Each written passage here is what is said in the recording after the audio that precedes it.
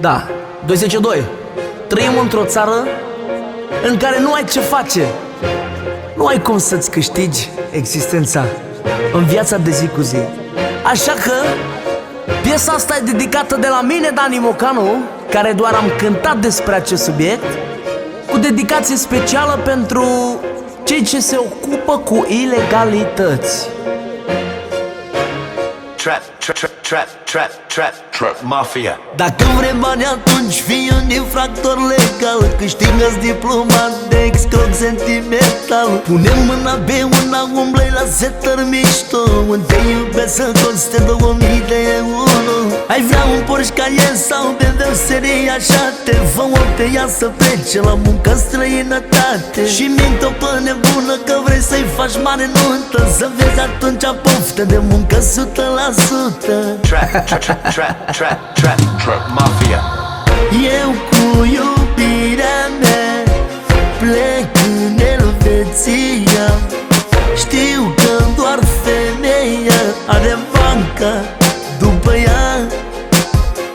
Nu spune că sunt unii așa și pe dincolo, că lor le intră pe lună 10.000 de euro. Alo, te iubesc viața, știi că pe bune nu te mint, hai nu fi mai iurea. Te iubesc, dar na, acum știi că na, în orice relație banii stă la bărbat. Pe bune. Te iubesc, mergem și noi facem casă, masă, bună alta. Ne schimbăm și noi mașina ca tot omul. Te iubesc mult, băi meu, hai. Sună-mă când ajungi, te rog, hai.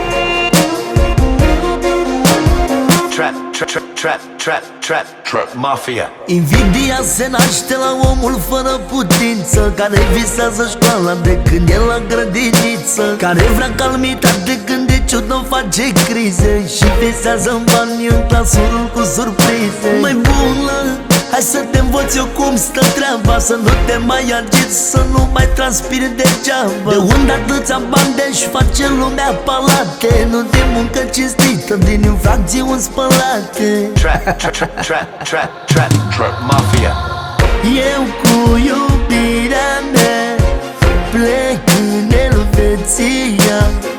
Știu că doar femeia are banca după ea. Nu spune că sunt unii așa și pe dincolo, că lor le intră pe lună 10.000 de euro.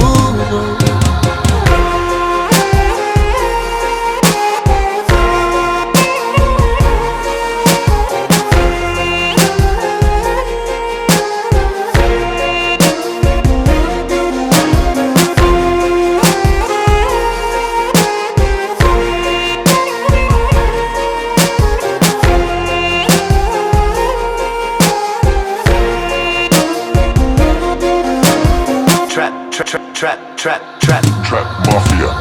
Eu cu iubirea mea plec în Elveția. Știu că doar femeia are banca după ea. Nu spune că sunt unii așa și pe dincolo, că lor le intră pe lună 10.000 de euro. Trap mafia.